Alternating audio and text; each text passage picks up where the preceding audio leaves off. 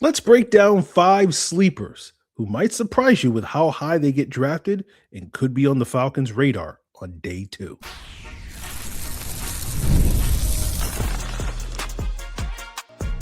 You are Locked On Falcons, your daily Atlanta Falcons podcast. Part of the Locked On Podcast Network, your team every day. Welcome back to another episode of Locked On Falcons, which is part of the Locked On Podcast Network, now the #1 sports podcast network. Of course, I'm your humble host, Aaron Freeman, aka Sirius Black. Today's Locked On Falcons is brought to you by FanDuel. Right now, new customers can bet just $5 and get $250 in bonus bets if your first bet wins. Head to FanDuel.com to get started. So on today's daily Atlanta Falcons podcast, we are doing another Mock Draft Monday, our second to last Mock Draft Monday of the 2026 offseason. And we'll be looking today at 5 under-the-radar prospects that haven't gotten quite enough buzz or a ton of buzz up to this point and quietly may be potential day 2 options for the Falcons in rounds 2 and 3. And those 5 players are Dejon Stribling, the wide receiver from Ole Miss, Travis Burke, the offensive tackle from Memphis, Keyron Crawford, the edge rusher from Auburn, McClellan, the defensive tackle from Missouri, and Keyshaun Elliot, the linebacker from Arizona State. Now, some of you may hear one or even all of those names and go like, hey, those guys aren't flying under the radar, Aaron. Just because you're late to the party doesn't mean that the party didn't start, weeks and or months ago for some of those prospects. And that's more than a fair assessment. But the reason why we're listing these specific guys,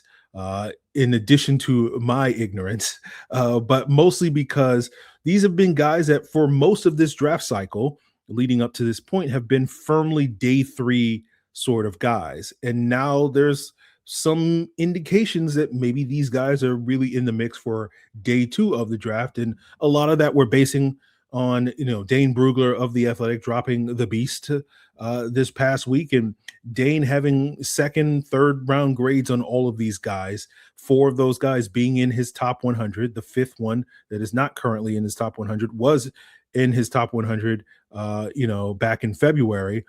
And, Dane is one of the big 3 when it comes to, draft voices along with Daniel Jeremiah, Mel Kiper. And so it's always notable when they have an opinion on a player. And, particularly with the first guy that we're going to talk about which is Dejon Stribling, I saw Tony Pauline of essentiallysports.com mock him to the Falcons in round 2 earlier this month. And that was kind of the first time I had seen Stribling going to the Falcons at pick 48. It feels like we've had like every other, sort of top 100 wide receiver mocked to the Falcons at some point, during this cycle, and Stribling's name. And that was the first time I was like, that's interesting. And then seeing him ranked as highly in Dane's top 100 sort of was sort of the jumping off point for this conversation. So let's talk about Dejon Stribling. He's number 67 on Dane Brugler's top 100 rankings currently. Gave him a 2nd/3rd round grade, 6'2", 270-pound wide receiver out of Ole Miss, ran a 4.3 640 at the combine. And as we've been discussing all offseason long, hey, that's big and that's fast. That checks the 2 boxes that we're looking for at the Falcons wide receiver position.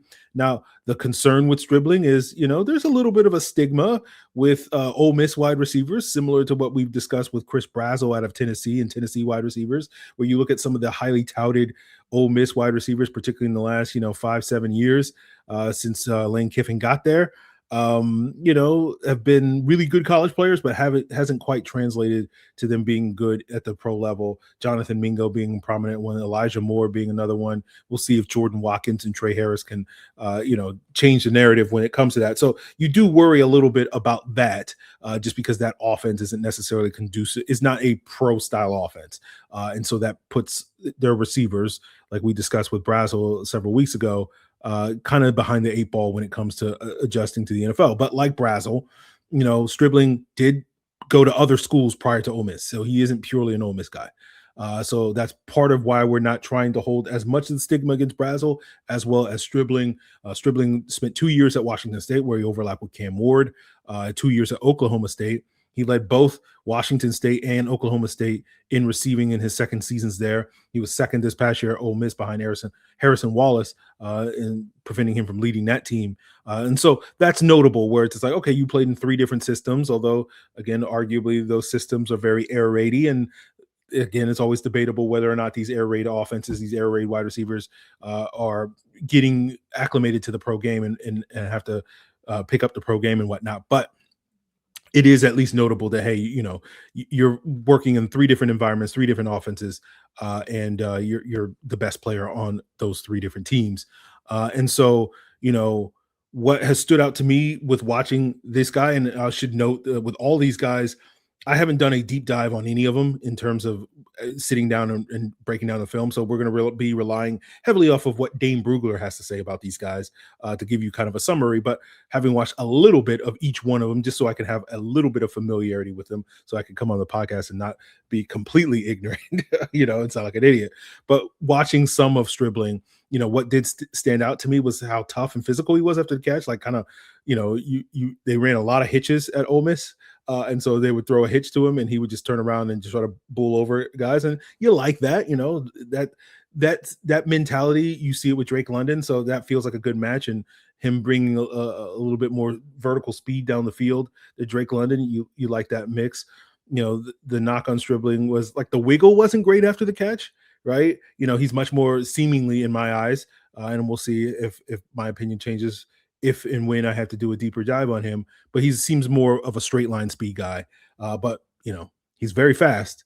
Georgia fans know him. He's not an unknown. He's not flying on the radar for many of my Georgia fans because he cooked in the 2 games against Georgia this past year. So we'll see where Stribling ultimately goes. But as we mentioned, number 67 on Dane Brugler's top 100 board. But if you go to NFL Mock Draft Database, which collates mock drafts and big boards and all that stuff, he's currently 124 as of this recording, and he was 173 after the combine. So again, you're seeing him rise up the boards.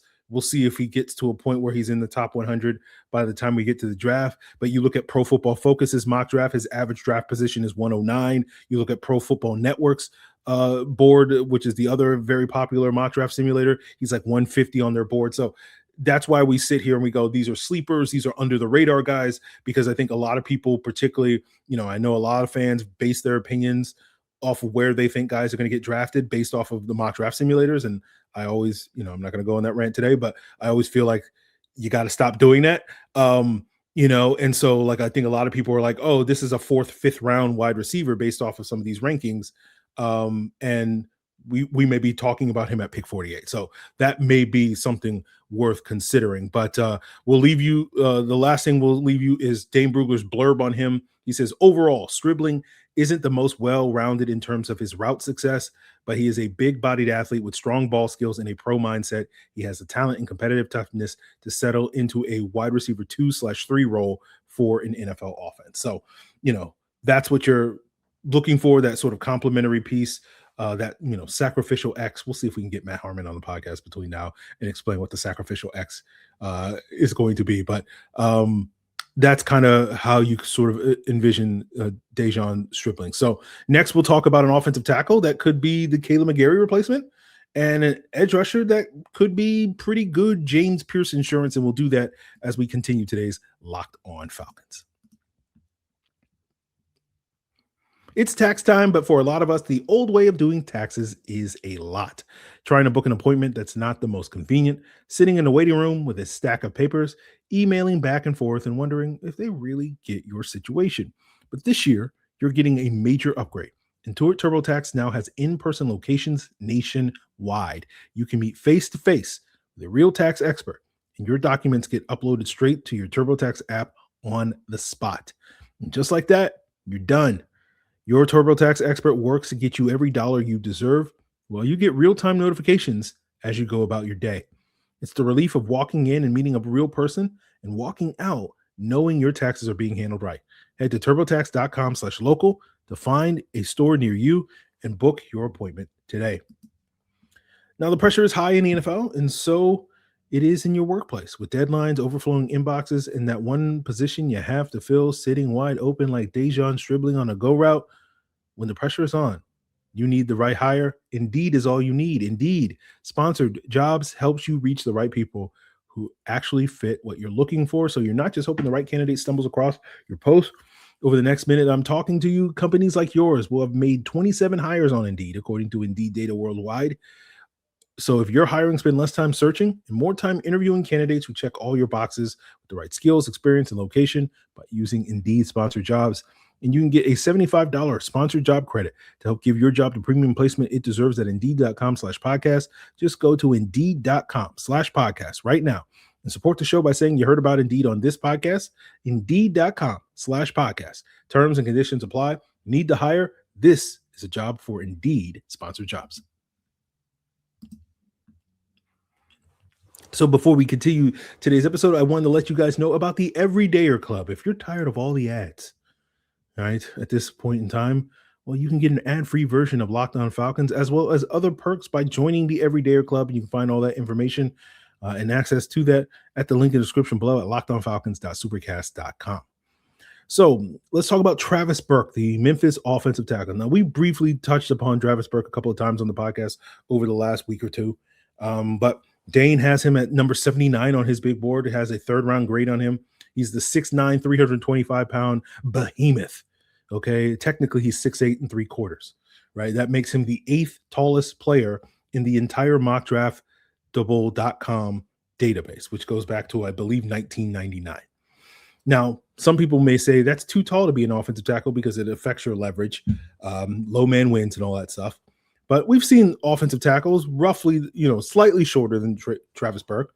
Like Colton Miller and Joe Alt, I think, are about 1/8 of an inch shorter than he is. You have other guys like Spencer Brown and Ozzie Trapillo that are all 6'8" plus that have found success in the NFL as starting offensive tackle. So it's doable for someone like Travis Burke. Now, we know the Falcons have done plenty of work on Travis Burke. They did have a 30 visit with him. I think a lot of that is, he's had a lot of 30 visits from what I can tell because he's shooting up boards. If you look at, the NFL mock draft database, I'm getting confused, mock draftable versus draft database, but the NFL mock draft database, their consensus board ranking has him at currently 156, but he was 276 after the combine. If you go back to early March, right? If you go to PFF's, mock draft simulator, his average draft position in their mock draft center simulator is like 221. And he's 180 on the PFN big board. So we're talking about a guy that's basically a 5th, 6th round pick. And we're talking about him potentially, number 79. That's where the Falcons are picking in round 3. So that's what we're talking about when we're talking about these guys being drafted much higher than people expect. And similar to Kaleb McGary, like the book on Burke is like, he's a really good run blocker. The pass protection has not been great throughout his career at multiple places. But this past year at Memphis is a lonely year there. He did grade out well. He was PFF's 5th highest graded offensive tackle in this among this draft class, I believe. And he was that's overall. And then he was like the 12th highest graded in pass protection, on par with several other guys that had similar pass blocking grades that are projected to be 1st round picks. And the difference with Burke, though, is like it's a quality of competition concern, right? He's not seeing a lot of NFL caliber players, right, at Memphis, as well as his previous stints where he started out his career for 2 years at Gardner-Webb. Then he transferred to Florida International for 2 years before landing at Memphis this past year. And if you look at his pass protecting grades, according to PFF, prior to 2025, they were not great. They were in the 50s as opposed to the 80s, like they were this past year. And he hasn't faced a lot of NFL caliber edge rushers over the years, a few, but, not too many. And so you do wonder, is there going to be a little bit of a culture shock, so to speak, a competition shock by making the leap to the NFL next year, so that he's more of that developmental option. So you kind of need to give him a redshirt year behind Jawan Taylor, behind Jake Matthews, and whatnot. So I think he makes a ton of sense potentially as a swing tackle. He has experience playing on both the left and right side of the offensive line. He has over 1,800 snaps at left tackle throughout his college career, over 1,100 snaps at right tackle. So he'd be a good fit to come in and challenge Storm Norton for that swing tackle spot and probably wind up winning it just because of the upside. And so we'll leave you here with Dane Brugler's final blurb on him. Overall, Burke is a towering tackle prospect with predictable leverage issues, but he also has solid movement ability and a nasty disposition that will endear him to pro coaches. He has tools worth drafting in the mid rounds to be a swing tackle and potential starter. So that's kind of what we're looking at, this sort of developmental guy. And it's like, hey, where can this guy be in 3 years with Bill Callahan's tutelage? That's what you're looking forward to with Travis Burke. Now, our next guy is Keyron Crawford, the edge rusher from Auburn. You know, he's given a second, third round graded by Dane Brugler, number 54 on his top 100, 6'4", 253. He did not test either at the combine or his pro day, but very few people are questioning whether or not he's a good athlete. Like, that's not really a big concern with Keyron Crawford. It's just a question of how athletic is he. It's a similar conversation we were having last year with Jalen Walker. It's like, is Jalen Walker a 75th, 80th percentile or 90th percentile athlete? He's somewhere in that range. We just don't know because he didn't test. And that's a similar conversation with someone like a Keyron Crawford. He was a Senior Bowl guy. He did have a sack in the Senior Bowl game itself. Obviously being overshadowed at Auburn by first round edge rusher Keldrick Falk, or expected to be first round edge rusher Keldrick Falk. Dane even mentioned this in the Beast, where he said NFL scouts focus his pass fall on Keldrick Falk, but left buzzing about Crawford. So essentially, you know, they were like, oh, we're going to Auburn to see, you know, this potential first round edge rusher. And it's like, who's this other guy, right? And so, you know, haven't done the deep dive on Keyron Crawford, but he seems, you know, more like that speed rusher. From what little I've seen of him, I've watched a little bit of him in the past week, you know, winning with speed, using his hands, the chops and whatnot to attack that outside shoulder, you know, spin moves. I've heard rumors of a ghost move. I haven't seen it yet, but you would think that would be clipped out somewhere. You know, and, you know, for me personally, I think the Falcons have enough speed guys.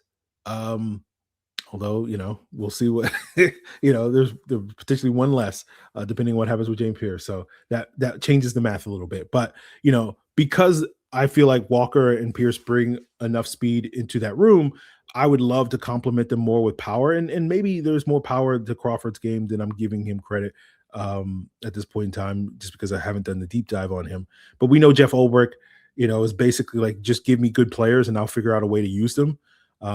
So I wouldn't want to read too much into it, but if the Falcons were to draft another speed rusher like Keyron Crawford, or at least what I'm accusing Keyron Crawford of being, a speed rusher, whether that's accurate or not, as I just mentioned, you know, it makes sense in a wide nine scheme like the Falcons use. And it also makes sense given the concerns about James Pearce, where it's like, okay, well, we need to get another speed rusher in here if we lose a speed rusher in James Pearce due to the off-field stuff. So, you know, Crawford was another transfer. He transferred up from Arkansas State after 2 years there, spent the last 2 years at Auburn. He's number 92 on NFL mock draft databases consensus board. He was 141 after the combine. So, again, another guy that has really risen up the ranks. You know, PFF's mock draft simulators average draft position is 93. So he is getting into the top 100. PFN's board, Pro Football Network's board, has him at 162, however. And so, again, we're not talking about him, you know, while, you know, some of these rankings have him in the top 100, just barely in the top 100. Dane's ranking means that he's potentially in the mix in round 2, right? If NFL teams feel like Crawford is closer to a top 50 prospect than a top 100 prospect, he's a legit option for the Falcons at pick 48. So that is something worth considering. But Dane's final blurb on him was, overall, Crawford is still learning what it means to be a technician, but he is a twitched up defender with the compete skills and intriguing skill set to contribute right away. He offers role versatility and will fit 3-4 or 4-3 looks. So those are 2 players on the trenches. We got one more on the trenches, a D tackle that could beef up the Falcons' run defense, as well as a linebacker that could be the guy that wears the green dot for many years to come. And we'll break that down as we wrap up today's Locked On Falcons. Now, the NBA playoffs are just around the corner, and when it's playoff time, we know every possession matters, every matchup is magnified, and every game can swing a series. Right now, FanDuel is giving new customers a great way to get in on the action. All you got to do is bet just $5 and you get $250 in bonus bets if that first bet wins. And FanDuel's app is going to make it easy to follow all the action with the stats, trends, and matchups all in one place so that you can bet however you want with game picks, futures, same game parlays, trying to mix and match for bigger potential payouts. And of course, during the playoffs, all this insight is what's really going to matter when you're looking at the stars, the role players, and all those key moments. So it's just going to make the entire playoff experience more engaging from start to finish. So go check it out at FanDuel.com to get started. FanDuel, play your game. So talking about Chris McClellan, the D tackle from Missouri, given a third or fourth round grade from Dane Brugler. So he's the one guy that's not in Dane's top 100. However, he was number, I believe, 95 on Dane's. Yeah, number 95 on Dane's top 100 board back in February. McClellan 6'4", 313. His testing wasn't anything special, but above average athlete for a D tackle. He was like 50th to 60th percentile in his 40 time, his vertical jump, as well as his broad jump. So has some juice, has some get off. Right. He was a 2-year starter at Missouri after 2 years at Florida, where he was a rotational piece, solid run defender, decent pass rush ability when you look at the PFF numbers. But I think really where McClellan's value is potentially as a guy that you could potentially bulk up and turn into more of that nose tackle that the Falcons are potentially looking for in their base defense, right? Because you can maybe put on another 10 pounds and get him like 325 or something like that. And normally, you could say, oh, like you don't want to bulk up a guy because it's going to change how they play and it may slow them down. But because McClellan already isn't like an elite athlete or anything like that, it's like, all right, 10, 12 pounds probably isn't going to hurt him all that much at this point in time. And you're not really drafting him because you think he's going to be this, 8-sack guy or perennial 8-sack guy or anything like that. You're drafting him to beef up your run defense and provide a little bit of juice as a pass rusher. But he was another Senior Bowl guy. The NFL mock draft database has him currently at 111 on their consensus board. He was 135 after the combine. As I said, he was number 95 on Dane Brugler's top 100 back in February. His average draft position on PFF's mock draft simulator is 122, and Pro Football Network's board has him at 130. So again, another guy that is, could go in the fourth round, right? With Dane having him outside his top 100, technically could go in round 4, but maybe a guy that wouldn't be shocking to see him sneak into round 3 and possibly even, pick 79. Maybe more likely a guy that if the Falcons do trade back in round 3 from 79 to, 87 or 93 or something like that, and pick up whatever, maybe he would be on their radar at that point in time. But Dane's final blurb on him was, overall, McClellan isn't a consistent disruptor, but he checks boxes with his physical characteristics and developing recognition skills. He projects as a rotational lineman on the interior who can give teams quality snaps as a 0/1 technique. And for those of you that familiar with what a 0/1 technique is, a 0/1 technique is what we call a nose tackle, which is a guy that 0 lines up directly over the center. 1 technique means he lines up over the center's outside shoulder, but is going to be the guy that's controlling that A gap, like a nose tackle is supposed to do. So last guy we'll talk about is Keyshaun Elliott, the linebacker from Arizona State. Third round grade from Dane Brugler, number 83 on Dane's big board, 6'2", 231, tested very well in terms of his explosiveness and speed, a 4.58 40, 38-inch vertical, 10.5 broad jump. All of those are 85th percentile or better. His 7.02 second 3-cone is 68th percentile. It's almost nice. That close. We almost got there, guys. But, he's another guy that transferred around, as so many guys have done in the NIL era, but initially was a New Mexico State enrollee, spent 2 years there before transferring 2 years ago to Arizona State. A guy that reportedly has the smarts, maturity to wear the green dot in the NFL like he did in college, a former high school quarterback. So that kind of tells you where he's coming from in his background. I've seen probably a little bit more of Elliott in comparison to some of these other guys, just because when I was watching the Arizona State cornerback, Keith Abney, who's projected to be a day 2 corner, sort of was peeking over at Keyshaun Elliott just to kind of keep an eye on him. and he didn't necessarily wow me when I was watching him. It wasn't a guy that jumped off the screen as like, oh, that's a future top 100 player, but there were things that were intriguing and tools to work with. So at that time, he wasn't widely considered to be a top 100 player and more of a day 3 guy. And so he was kind of one of those guys. I'm like, I'm going to circle that name as a guy that if the Falcons don't find, the right guy on day 2 of the draft at linebacker, maybe they can circle back and get Keyshaun Elliott in the 4th or 5th round or something like that. Should they, acquire a 5th round pick. But, my main concern with him watching the film was he struggled a little bit too more than I would ideally like dealing with blockers on the second level. But I don't know if that's a disqualifying trait in this specific defensive scheme, because they just want guys that are going to go fast, right? Want to go fast, right? If you ain't first, you're last, right? Is the Ricky Bobby line.